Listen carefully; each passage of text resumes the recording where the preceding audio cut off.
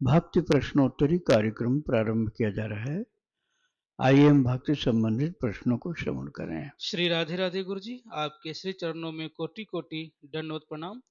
विनीता जी हैं, इनका प्रश्न है, गुरु के प्रति जब कोई भाव आता है, जैसे कृतज्ञता या कभी अपनी गलती के लिए पश्चाताप का भाव या उनकी कृपा करुणा के प्रति कोई भाव आता है, तो क्या उस भाव को गुरु के समक्ष जाहिर करना चाहिए या उनको अंतर्यामी मानकर मौन ही रहना अच्छा है?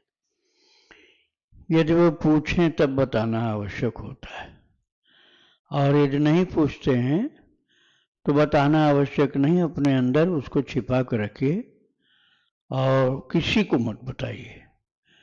गुरुदेव यदि पूछते हैं तब तो बताइए, नहीं तो फिर किसी को मत बताइए, बिल्कुल गुप्त रखिए। श्री राधे राधे। प्रश्न है गुरु जी, अपने पिता को खोने के बाद से हमेशा अपने पति को खो देने का डर महसूस किया है। अभी हमारे बच्चे भी नहीं हैं, इसलिए मैं हर समय इस भय से जीती हूँ कि कहीं उन्हें कुछ हो गया तो मैं अकेली रह जाऊंगी। मैं इस डर से कैसे मुक्त हूँ? मैं नाम जप करती हूँ और राधा रानी में श्रद्धा रखती हूँ, लेकिन मुझे डर लगता है कि कहीं मेरे पिछले कर्मों के कारण मेरे पति मुझसे छीन न जाएं और मैं बिल्कुल अकेली न रह जाऊं। अच्छा, ये बताइए, आपको डर लगने से फायदा क्या हो रहा है? जैसे आपको ये डर लगता है कि वो खो न जाए, तो इस डर के द्वारा, डर लगने से कोई लाभ हो रहा है आपको? डर लगने से क्या सुरक्षा आप प्रदान कर देंगे उनको? और यदि आप डर से मुक्त हो जाएं तो मन प्रसन्न रहेगा, चिंता से मुक्त हो जाएंगे। और डर लगता रहेगा तो कोई भी काम सही ढंग से होने नहीं पाएगा। इसलिए भय को त्याग दो। कैसे त्याग दें? प्रभु के नाम के भरोसे त्याग दो। प्रभु के नाम के भरोसे भय को त्याग दो। नहीं त्यागोगे तो ये डर, ये चिंता परेशान करती रहेगी। इसलिए भगवान के ऊपर विश्वास करो, भरोसा रखो। रक्षिष्यतीत विश्वास, हमारे प्रभु हमारी रक्षा करेंगे, ये पक्का विश्वास रखो। श्री राधे राधे। दिल्ली सिंह गुरु जी, इनका प्रश्न है, श्री मानस जी में बालकांड में श्री कृष्ण जी के रूप में द्वापर युग में अवतरण की व्याख्या है। मेरा प्रश्न यह है कि उस समय भी ऐसा विवरण पढ़ने जानने को मिलता है, तो अब इस कलयुग में कृष्ण, राम, माता सीता, अर्जुन, कर्ण, भीष्म आदि इत्यादि इन महानुभावों के चरित्रों का पुनर्जन्म इत्यादि का उल्लेख है कहीं? कृपया मार्गदर्शन करें। पुनर्जन्म जिसका होता है ऐसे महान पुरुषों का, वो भगवान की आज्ञा से होता है, कर्मों के बंधन से नहीं होता है। किसी भगवदीय कार्य को करने के लिए प्रभु भेजते हैं, उनका जन्म होता है। इनमें से बहुत लोगों का इसको अवतार बोलते हैं। ये जन्म नहीं, अवतार होता है। जैसे प्रहलाद जी का अवतार हुआ कबीर के रूप में। कबीर के रूप में प्रहलाद जी अवतरित हुए। और इसी तरह से धर्मराज का अवतार हुआ संत रैदास के रूप में।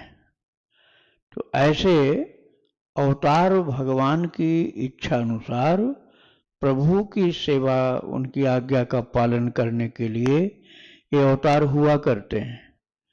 तो अवतार ये हैं, ये जन्म नहीं है, कर्म बंधन से ये नहीं होते, ये जीवों के कल्याण के लिए होते हैं। इसलिए भगवद आज्ञा के कारण जीवों के कल्याण के लिए इनका आगमन होता है, इसलिए अवतार कहते हैं। श्री राधे राधे।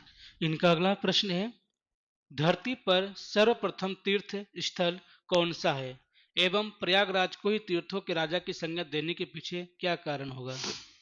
तीर्थों के राजा हैं वो, क्योंकि वहां राम भक्ति जह सुरसरी धारा, राम भक्ति के रूप में गंगा जी हैं। और सरसई ब्रह्म विचार प्रचार, और सरस्वती माता ब्रह्म ज्ञान है। विधि निषेधमय कलिमल हरिणी, कर्म कथा रविनंदिनी बरणी। रविनंदिनी अर्थात सूर्य तनया, यमुना जी। यमुना जी हैं कर्म कथा, अर्थात क्या करना चाहिए क्या नहीं करना चाहिए इसका विवेक, और राम भक्ति गंगा, और सरस्वती ब्रह्म ज्ञान। ये तीनों ही, अर्थात एक कर्म योग हुआ, एक ज्ञान योग हुआ, एक भक्ति योग हुआ। यही तीन योग हैं जीवों के कल्याण के लिए, कर्म योग, ज्ञान योग, भक्ति योग। कलियुग में भक्ति योग का महत्व ज्यादा है। ये तीनों ही धाराएं, गंगा भक्ति की धारा, कर्म की धारा, ये प्रयाग की बात मैं कर रहा हूं, यमुना जी ब्रह्म ज्ञान की धारा, सरस्वती, तीनों एक जगह मिलती हैं, इसलिए इनको तीर्थराज कहा गया। तीर्थ जहां पर भगवान की लीला हो वो सभी जगह तीर्थ होता है। जहां पर संत लोग बहुत भजन करें वो भी तीर्थ हो जाता है। तीर्थ ही कुर्वन्ति तीर्थानि स्वांतस्थेन गदावृता।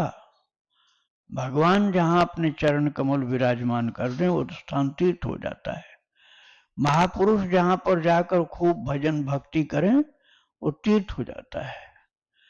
जैसे जलाराम जी, भक्त जलाराम जी का चरित्र मैं सुना चुका हूं भक्ति आश्रम चैनल पर।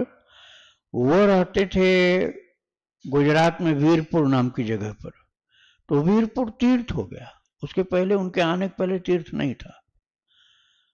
श्री हनुमान प्रसाद पोद्दार जी महाराज की अनंत शक्तिशालिनी भक्ति और सेवा, उसके कारण गीता वाटिका तीर्थ हो गया।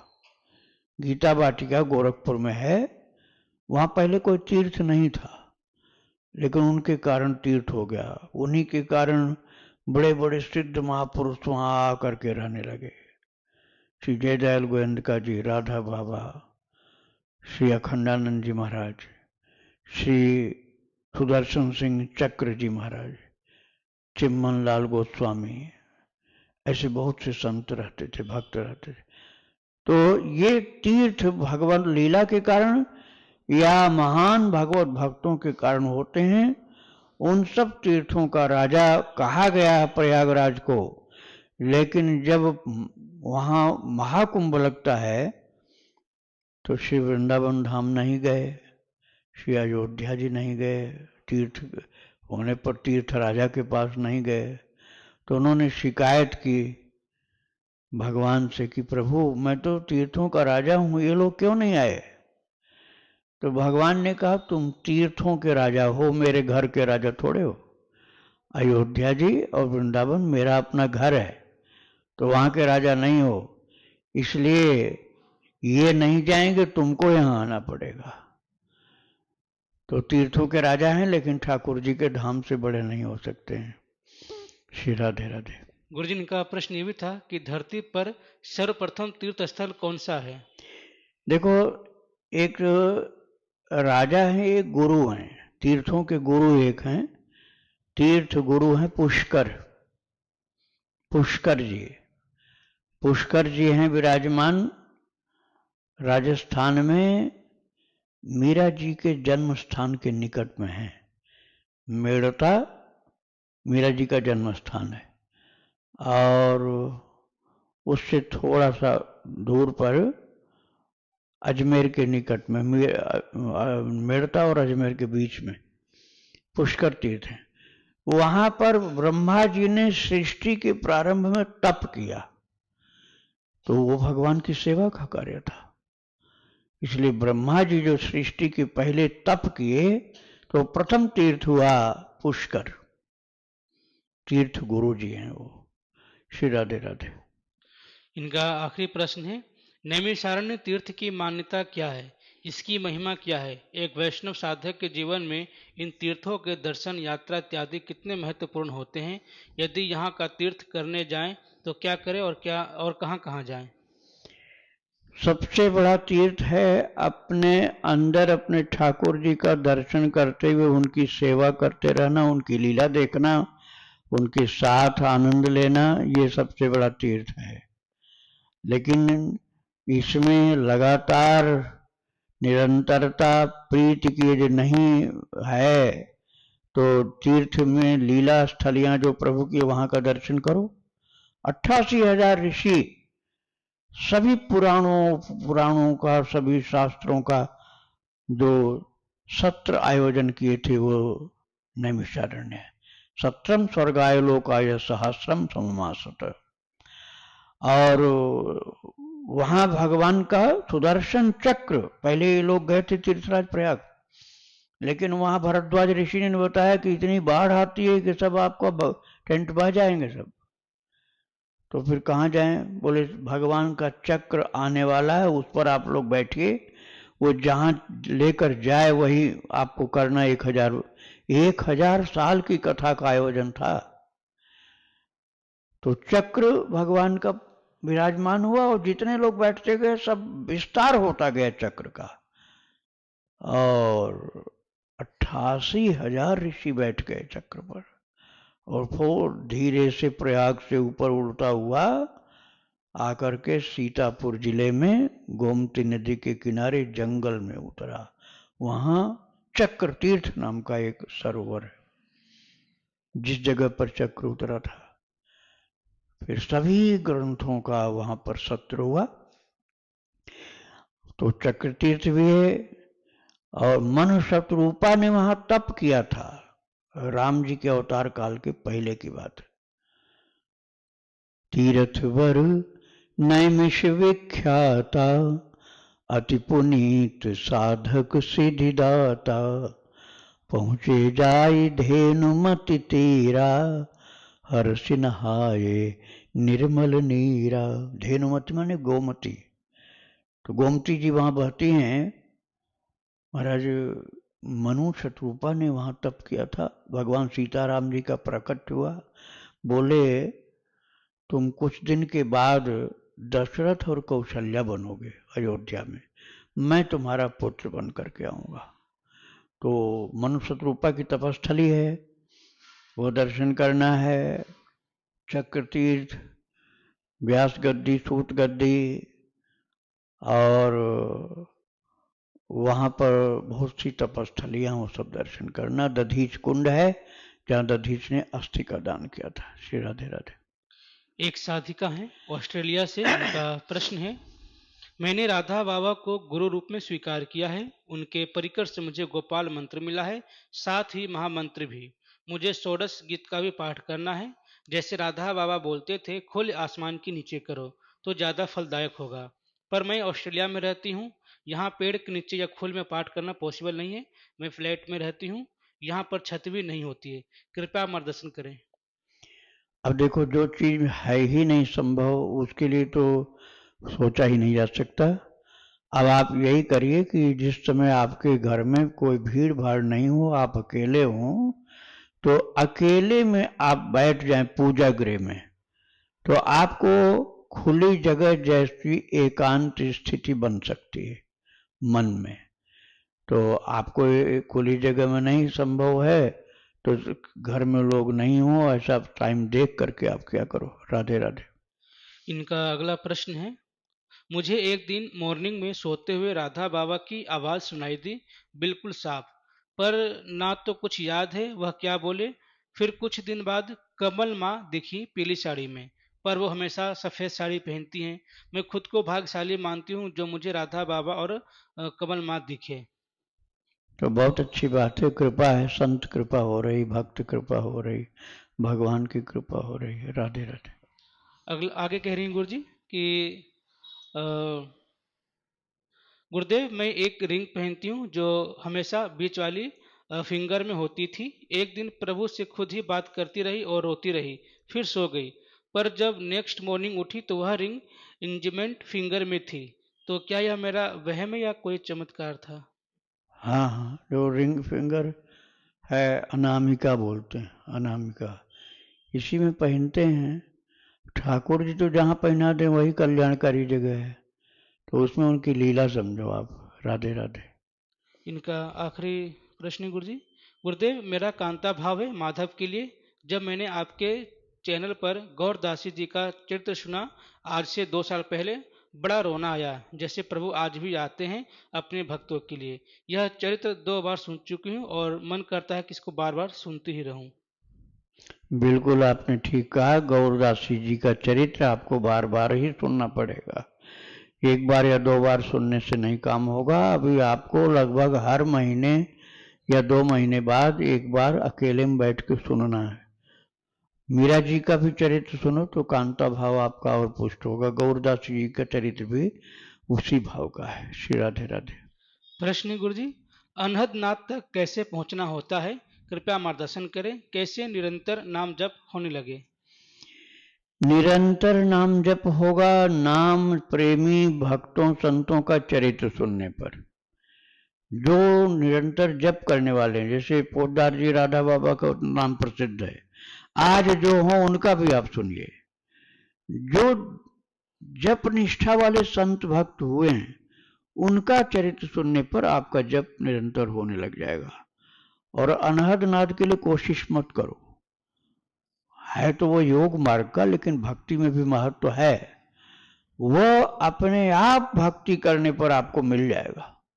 उसके लिए बिना कोई कोशिश किए अनहद नाद आपको ठाकुर जी की खूब भक्ति करोगे तो प्रकट हो लग जाएगा, कान में होने लग जाएगा।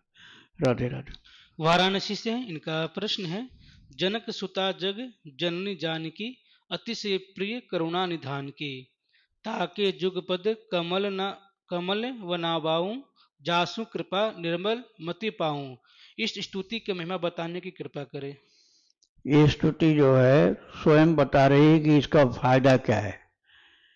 जासु कृपा निर्मल मति पाऊं, ये स्वयं स्तुति ही बता रही है कि इससे लाभ क्या होगा। जनक सुता जग जननी जानकी अतिशय प्रिय करुणा निधान की, ताकि जुग पद कमल मनावो, जासु कृपा निर्मल मति पावो। जिनकी कृपा से मति निर्मल हो जाएगी, अर्थात आपकी बुद्धि मन चित्त सब निर्मल हो जाएगा और आपके अंदर ठाकुर जी खेलते रहेंगे, आपसे बात करेंगे, आपके साथ लीला करेंगे। ऐसी निर्मल मति प्राप्त होगी। किस कैसे होगी?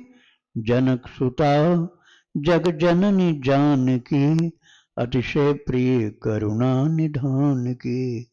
करुणा निधान भगवान श्री राम को जो अतिशय प्रिय हैं, वही जनक सुता जग जननी जानकी, जो संपूर्ण जगत की जो माता हैं जग जननी, और जनक जी की पुत्री हैं जानकी, वो जो हैं, ताकि जुग पद कमल मनावो, उनके दोनों चरण कमल का ध्यान करें, प्रणाम करें, पूजन करें, तो जासु कृपा निर्मल मति पावो, उनकी कृपा से निर्मल मति प्राप्त हो जाएगी। श्री राधे राधे।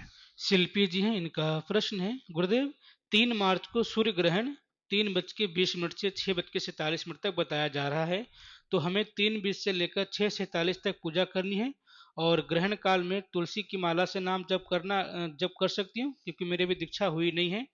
और ग्रहण काल के समय एक आसन पर बैठकर पूजा करनी चाहिए, इसका क्या मतलब होता है? इसका मतलब होता है कोई समय व्यर्थ न जाए और सावधानी पूर्वक टाइम को यूटिलाइज करो। लेकिन आपने जो टाइम बताया वो भारत में नहीं लागू होगा। चंद्र ग्रहण तभी भारत में लागू होगा जब सूर्य अस्त हो जाए। जब सूर्य अस्त होंगे तब चंद्र ग्रहण भारत में माना जाएगा। अब सूर्य देव निकले हैं तो कोई ग्रहण चंद्रमा का नहीं माना जाए, क्योंकि उनका दर्शन ही नहीं होगा। चंद्रदेव का दर्शन तब होगा जब भारत में चंद्रोदय होगा, और चंद्रोदय तब होगा जब भारत में सूर्यास्त होगा। तो सूर्यास्त होगा 5:46 पर, उसी समय चंद्र ग्रहण लग जाएगा और 6:47 तक लगा रहेगा। 1 घंटा 1 मिनट लगेगा। तो आपको 1 घंटा 1 मिनट तक लगातार कीर्तन या जप करना है। सूतक उसके 9 घंटा पहले लग जाता है। तो ग्रहण का पूरा प्रभाव 1 घंटा 1 मिनट रहेगा अपने देश में, और देशों में वो समय बदल जाएगा। पूरब की दिशा में जाओगे ग्रहण पहले लग जाएगा, पश्चिम में थोड़ा देर में लगेगा। जैसे सूर्य आगे बढ़ते जाएंगे वैसे वैसे उनके अस्त होने के बाद ग्रहण लगता जाएगा। तो अपने यहाँ तो शाम को 5:46 से 6:47 तक ग्रहण लगा हुआ होगा। श्री राधे राधे। और तुलसी की माला से जप कर सकते हैं गुरु जी? खूब दीक्षा करें, नहीं हुई। तुलसी की माला से खूब जप करिए, बहुत अच्छा है। श्री राधे। भले दीक्षा हुई हो चाहे ना हुई हो। राधे राधे। जीनू गर्ग जी, इनका प्रश्न है, हमें कैसे पता चले कि हम जो नाम जप करते हैं वह भगवान सुन रहे हैं? चींटी के पग नूपुर बाजे, सो भी साहब सुनता है। अब सोचो, चींटी के पैर आज तक देखे तो हो गए नहीं। चींटी कितनी छोटी सी, और उसका पैर कितना छोटा होगा। अब उसमें जो नूपुर बजेगा, उसकी पायल पहनाई जाए, चींटी के चरण में पायल पहनाई जाए, तो उसमें जो नूपुर होगा उसकी धुनी कितनी धीमी होगी, वो भी बिना बताए हम कहेंगे नहीं कि सुनिए, तब भी ठाकुर जी सुनते हैं। अब आप जो भगवान का नाम जपते हो तो क्यों नहीं सुनेंगे? आपकी आवाज तो चींटी के पायल से ज्यादा ही है। तो आप भगवान का नाम जपिए, प्रभु सुन रहे हैं, ये पक्का विश्वास करो, क्योंकि ये सच्चाई है कि वो सुन रहे हैं। श्री राधे राधे। उषा वर्मा जी कोलकाता से, इनका प्रश्न है, गुरुदेव मेरी बहन 4 बजे सुबह मंत्र कर रही थी, सीता मंत्र, क्योंकि वो रामानंदी संप्रदाय से दीक्षित है, इसलिए पहले सीता मंत्र करती है फिर राम मंत्र। जब सीता मंत्र कर रही थी तब जब करते करते उसका ध्यान कहीं और चल रहा था। उसी समय 2 हाथ की दूरी पर बहुत जोरों की ताली बजने की आवाज उसके कान के पास सुनाई दिया। वो ताली इतनी जोर की थी कि दिन भर तक कान झंझनाता रहा। वो ताली कोई लेडीज की थी। गुरुदेव, यह ताली की आवाज कहाँ से आई और कौन बजा रहा था और वो कैसे बज रहा था? वह बहुत डर गई थी क्योंकि 4 बजे सुबह सब सो गए थे। फिर तालियां कौन बजाया? वो जो मन उनका दूसरी जगह भटक रहा था ना, तो सीता जी की जो सहचरियां हैं, अर्थात उनकी सखियां जो हैं, उनको ये बताना था कि तुम जप कर रही हो तो थोड़ा मन लगाकर, ध्यान लगाकर जप करो, इसलिए ऐसी ताली जोर की बजाई जो सदा याद रहे। इसीलिए ताली ऐसी बजाई कि सदा याद आता रहे कि जोर की ताली बजाई गई थी, अर्थात सावधान होकर के जप करना। श्री राधे राधे। अनुराग जी हैं हैदराबाद से, इनका प्रश्न है, आपने कल विजय मंत्र के विषय में बताया था, मेरी भी उसी में सबसे ज्यादा रुचि है और भगवान से ही प्रार्थना रहती है कि रात दिन उसे जप पाऊं। अगर मैं प्रकट में आपसे विजय मंत्र की दीक्षा लेना चाहूं तो क्या यह संभव है? क्या मुझे 1 लाख श्री राम ऐसे युगल नाम लिखने होंगे? हाँ बिल्कुल, श्री राम या सीताराम 1 लाख लिखिए, उसके बाद ये हो जाएगा। श्री राधे राधे। इनका दूसरा प्रश्न है, क्या 1 वर्ष पहले के लिखे 10,000 युगल नाम भी इसमें गिने जाएंगे या नई शुरुआत करके 1 लाख तक पहुंचना होगा? हाँ, वो आपका मान लिया जाएगा। यदि केवल आपने ही लिखा, दूसरा कोई नहीं लिखा है, तो आपको 90,000 लिखना होगा, 10,000 पहले वाला उसमें मान लिया जाएगा। श्री राधे राधे। पूजा जी हैं वेस्ट बंगाल से, इनका प्रश्न है, हमने संतों से सुना है कि किसी को भी अपने साधना कक्ष में प्रवेश मत दो। अगर आप गृहस्थ वेश में हो तो भी तुम वनवासी हो, आप प्रिया प्रियतम के उपासी हो, कोई व्यवहार की जरूरत नहीं है। ऐसे रहने पर ही भगवान मिलते हैं, स्वयं आएंगे आपसे मिलने खेलने के लिए। यद्यपि हम भी यही चाहते हैं कि वो हमारे कक्ष में ना आए, कोई हमसे व्यर्थ की बातें ना करे, केवल और केवल प्रभु ही आए। प्रभु का सतत चिंतन चलता रहता है, परंतु हमारे कक्ष में कोई ना आए यह संभव नहीं है। हमारी स्थिति कुछ ऐसी है कि लंका में विभीषण जी की थी। स्थिति ऐसी है कि अगर हम दरवाजा बंद करके भजन करें तो घर के लोग दरवाजा तोड़वा देंगे। तो ऐसी स्थिति में हमें क्या करना चाहिए? क्योंकि मैं नहीं चाहती हूँ कि मेरे शयन कक्ष में कोई भी केवल प्रभु के अलावा। अब आप देखिए, विभीषण का उदाहरण आपने दिया, तो विभीषण के कक्ष में हनुमान जी आए कि नहीं आए? आ गए हनुमान जी। ऐसे ही कैसी भी परिस्थिति में हो तुम, यदि प्रेम तुम्हारे अंदर है तो आएंगे ठाकुर जी। तुम चाहे कितनी भीड़ में हो तब भी आएंगे। श्री पोद्दार जी महाराज गीता वाटिका में बैठे हुए प्रेस का काम कर रहे हैं, लिखा पढ़ी कर रहे हैं, प्रूफ रीडिंग कर रहे हैं, कितने लोग आ रहे हैं, जा रहे हैं, बात भी कर रहे हैं, और फिर भी कृष्ण उनके साथ लीला करते रहते थे। तो ऐसे ही आपका यदि प्रेम होगा भगवान से, आप कहीं भी होगे, चाहे कितने लोग आपके साथ, चोर डाकू भी आपके पास आ जाएं, तब भी वो दौड़ करके आएंगे। गजेंद्र ने पुकारा तो भगवान आए कि नहीं आए? वहां तो ग्रह था, बहुत से जीव जंतु थे। एकांत में साधक को लाभ ज्यादा होता है, ये सत्य बात है।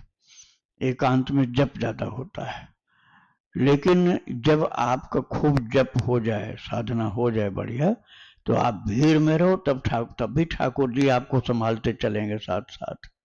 राधे राधे।